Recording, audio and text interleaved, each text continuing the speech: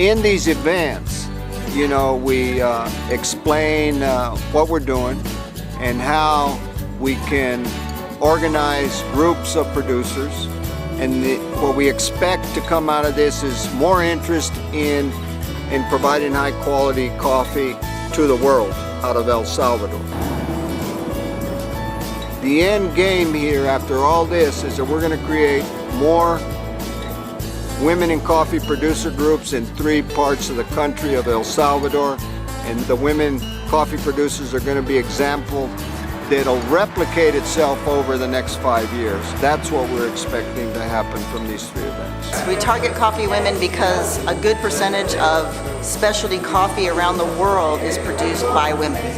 My name is Maria Botto. I'm from El Salvador, and I'm also in charge of the relationship committee chair in the global IWCA.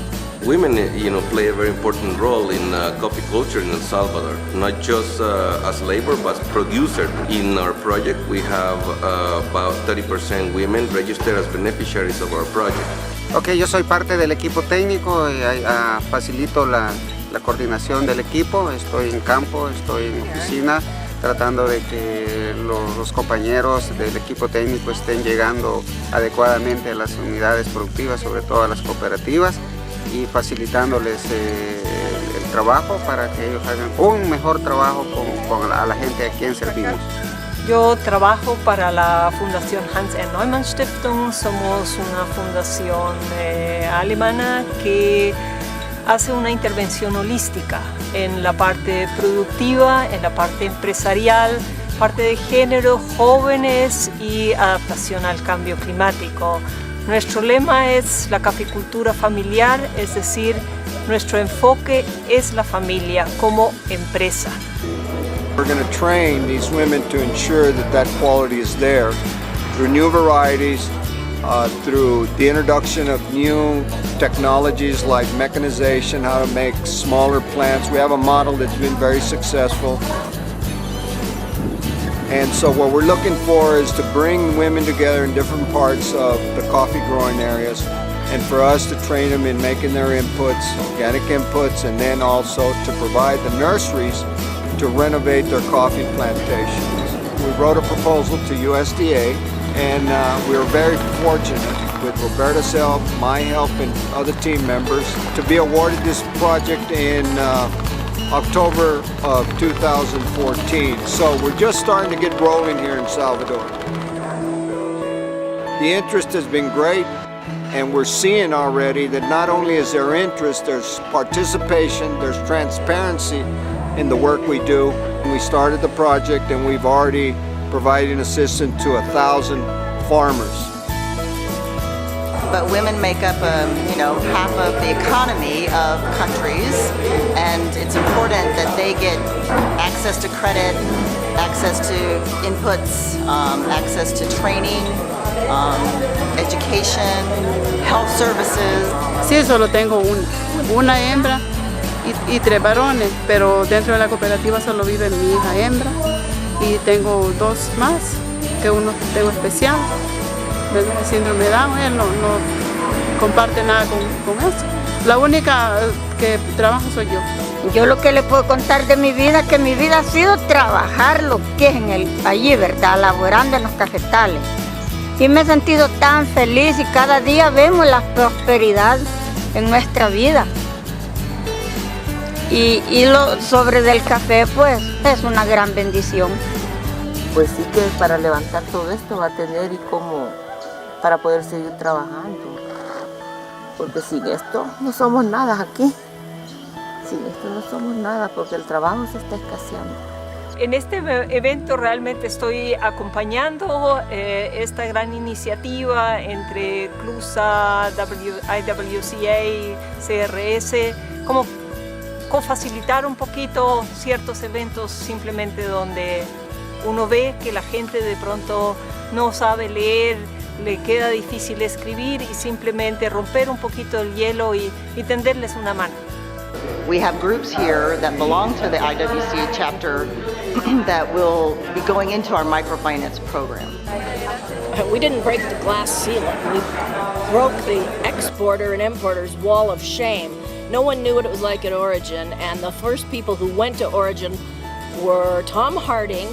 He had the vision to do first certified organic coffees in the world, along with some of the more socially responsible roasters of the day. Thanksgiving Coffee said, we'll turn 50% of our company organic within the next 10 years, and in 5 years he was 70% organic. The rest is history. I joined Women in Coffee in 2006 because I was always seeking more knowledge about coffee. Then I was invited to one of their board meetings, and I started when Nora de Lopez, who is now working at the bank, was leaving, and she was the treasurer at that time. So I was invited to be the treasurer of that board. At that time, we got our legalization, and we were able to sign with Women in Coffee as a chapter. We were the second chapter of Women in Coffee. This is basically a donation from the United States of America people, United States Department of Agriculture. Karen and I put together this exercise because when we go into new communities to start the microfinance programs, we want to know what their ideas are first. We want to know what their problems are, what their challenges are. We want to listen to them. We want them to talk. What I've learned from Roberta is that we can gain a lot of trust and bring the women out to share their own visions and dreams. They often show up in these events, these workshops, extremely timid and shy, without self-confidence. And the mapping process allows them to have a methodology to come forward and share their hopes and dreams so that we can help them. They draw or they write. Like a lot of times they put coffee in the center because they're women of coffee. So that's usually, or sometimes, their primary livelihood. It gives them an opportunity to really reflect and do a little bit of self-analysis. Do I really want to do this type of business? I want to stay in coffee maybe, but then there's this other thing that I could do. So it gives them a chance to conceptualize it and analyze it and talk with their peers and maybe get some help, some other ideas, exchange experiences.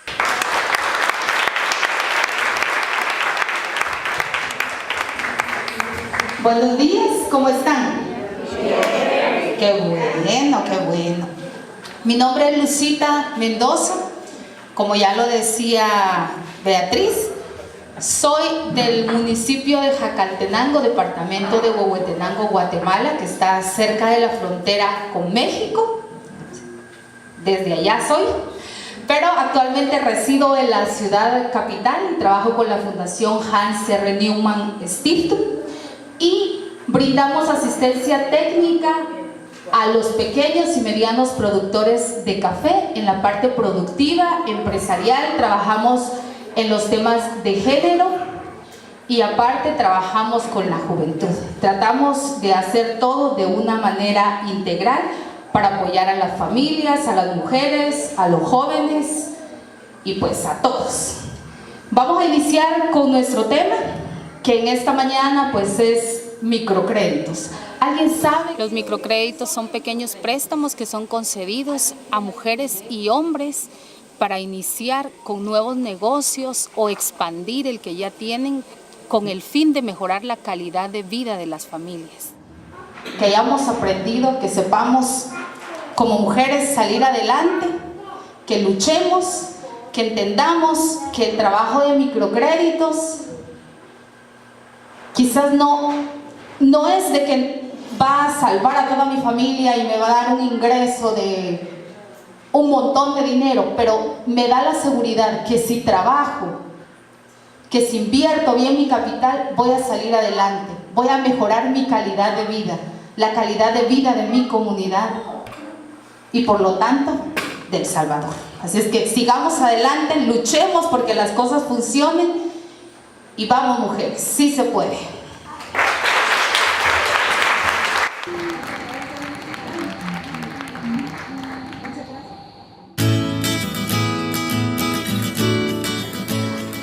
in the last 3 days, we've created a lot of motivation and hope that they didn't have before Karen and Maria and Roberta gave the presentations. Lucita came in from Guatemala along with Verena from Neumann Coffee.